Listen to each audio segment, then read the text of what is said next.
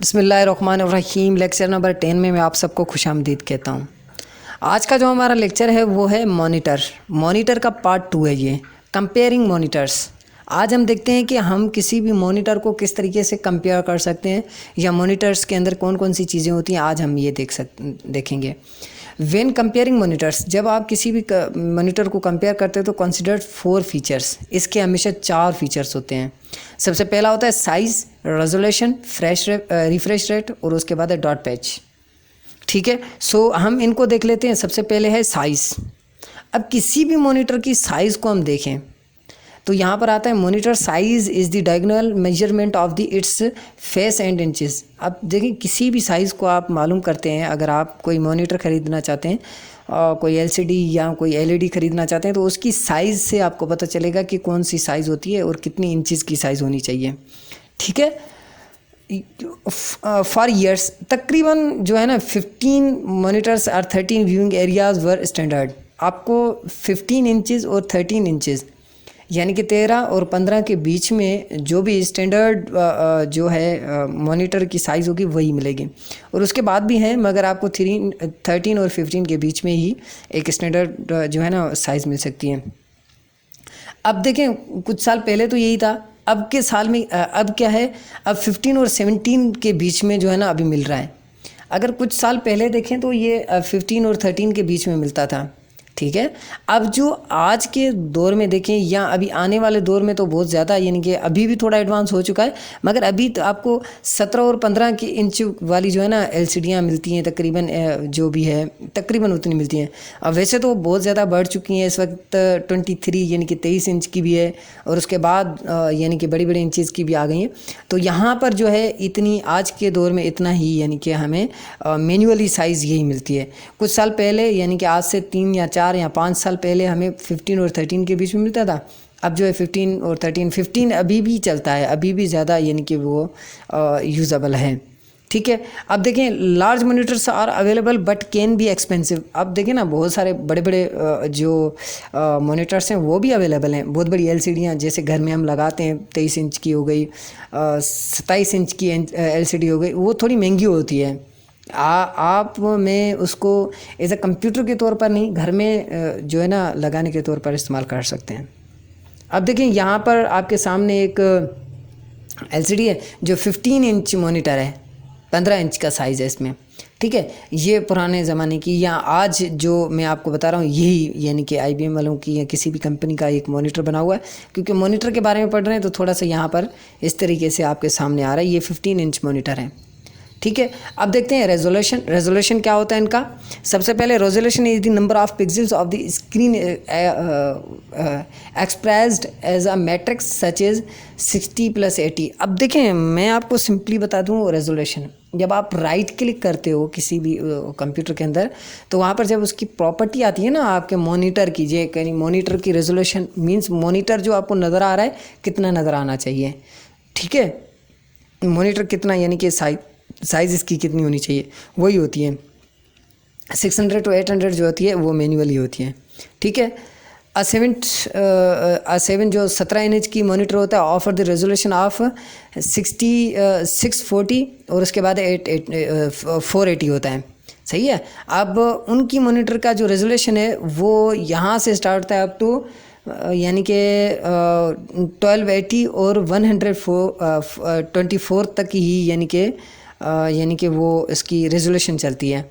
अब देखिए, मैं आपको एक एग्जांपल दिखाऊंगा, अभी थोड़ी देर में दिखाता हूं, जो राइट क्लिक करके हमें मॉनिटर की जो रेजोल्यूशन होती है ना, रेजोल्यूशन वहाँ पर हमें स्क्रीन को कितना बड़ा रखना है, कितना स्मॉल रखना है, या रेजोल्यूशन को कितना सेट करना है, वो डिपेंड करता है आपके, यानी कि आप कितनी यानी कि रेजोल्यूशन रखना चाहते हैं, कितनी नहीं रखना चाहते हैं। ठीक है, ये वही है द वीडियो ग्राफिक्स एरे, जिसको हम कहते हैं VGA, स्टैंडर्ड ऑफ द 640 और 480 सुपर VGA, जिसको SVGA कहते हैं। Monitors provide the resolution of 600 to 60 और उससे भी आगे जो है ना 800 to 600 और उसके बाद है 127 to 8 to 768 और हायर्स। ये इतना यानी कि बड़ी यानी कि रेजोल्यूशन के बेसिस पे काटती है, जिसको हम SVG कहते हैं, SVGA। ठीक है। वीजीए तो मैन्युअली होती है हमारे साथ, आपके पास, हम सबके पास होती है वीडियो ग्राफिक्स एरे जो होता है, मगर जो एसवीजी है वो ज़्यादा हम यूज़ करते हैं किसी स्पेशल यानी कि पर्पज़ के लिए। अब यहाँ पर देख लेते हैं image resolutions is important. Image resolution important क्यों है? अब यहाँ पर आपके सामने दो तस्वीरें हैं, दोनों तस्वीरों में एक तस्वीर देखेंगे तो आपको ब्लर टाइप नज़र आएगी और दूसरी तस्वीर देखेंगे तो बिल्कुल ही क्लियर नज़र आएगी। ठीक है, specially for graphics, page layout and CAD. अब देखें ना, ये स्पेशली आपके सामने एग्जांपल रखने का मकसद ये है कि आप थोड़ा सा देख सकें कि कौन सी जो है हमारे काम की यानी कि ज़्यादा यूज़ेबल हो सकती है। जाहिर सी बात है, ये जो हमें रेजोल्यूशन सही देगी वही हमारे यूज़ में होगी। ठीक है, सो हम देख लेते हैं रिफ्रेश रेट क्या होता है। Refresh rate is the number of times each second that the electronic guns scan the screen pixels। जो रिफ़्रेश रेट होता है ना, अब हम राइट क्लिक करके बार बार रिफ़्रेश कर रहे होते हैं अपनी एलसीडी को। क्यों रिफ़्रेश करते हैं? क्योंकि देखें, हम अपने जो हमारा सिस्टम है वो बिल्कुल रिफ़्रेश रहता है, हमेशा रहे। ठीक है, refresh rate is the measured in gigahertz, hertz में होता है। ठीक है, गीगाहर्ट्ज़ में नहीं होता, हर्ट्स में होता है जस्ट, और साइकिल पर सेकंड्स। हर्ट्स पर सेकंड्स मींस बहुत ज़्यादा, यानी कि बहुत ही जल्दी में हमें जो ना रिफ़्रेश वो दे रहा होता है। ठीक है, हम एक बार हमारा कंप्यूटर हैंग होने लगता है तो हम राइट क्लिक करके रिफ़्रेश करते हैं तो वो रिफ़्रेश रेट होता है। Look for the refresh rate 72 hertz, ये हमेशा 72 हर्ट्स और हायर होता है। ठीक है, स्लोअर रेट में भी कॉज ऑफ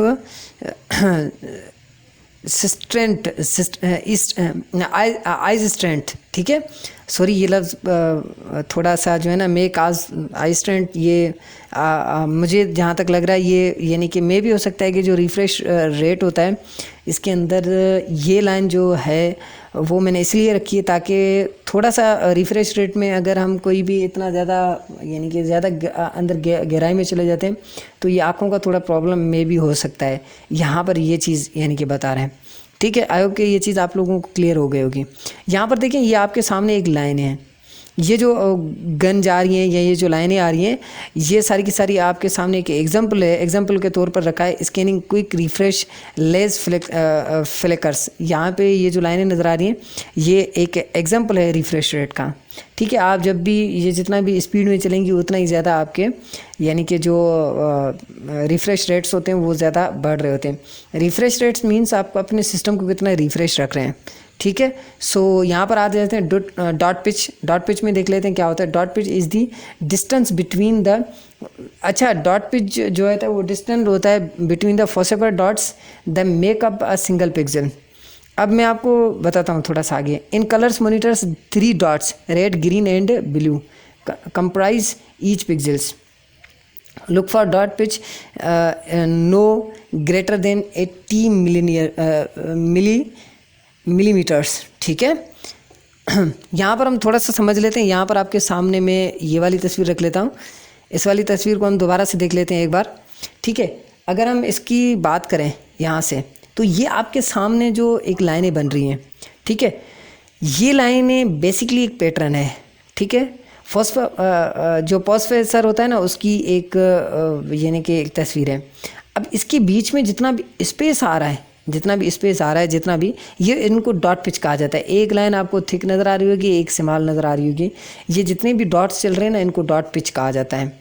ठीक है, जिगजैग पैटर्न जो नज़र आ रहा था। आई होप कि आज के लिए इतना काफ़ी है, आप लोग समझ चुके होंगे। सो डॉट पिच के अंदर अगर आपको इस लेक्चर में किसी भी टाइप का क्वेश्चन हो, मे भी हो सकता है कि मैं इस लेक्चर के अंदर आप थोड़ा सा कंफ्यूज हो गए हो, सो प्लीज़ आप क्वेश्चन करके मुझसे पूछ सकते हैं कि सर ये जो आपने समझा है इसमें क्या क्या चीज़ें रहती हैं। So if you have any questions you may ask me फ्लोनली। सो आज के लिए इतना ही, नेक्स्ट लेक्चर में मिलते हैं, तब तक के लिए अपना ख्याल रखिएगा। अल्लाह हाफिज़।